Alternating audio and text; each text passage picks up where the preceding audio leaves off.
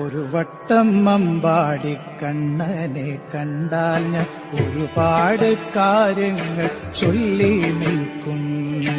ഒരു വട്ടം അമ്പാടി കണ്ണനെ കണ്ടാൽ ഞാൻ ഒരുപാട് കാര്യങ്ങൾ ചൊല്ലി നിൽക്കും.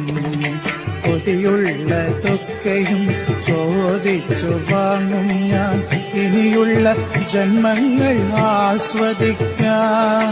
കൊതിയുള്ളതൊക്കെയും ചോദിച്ചു വാങ്ങും ഞാൻ, ഇനിയുള്ള ജന്മങ്ങൾ ആസ്വദിക്കാൻ.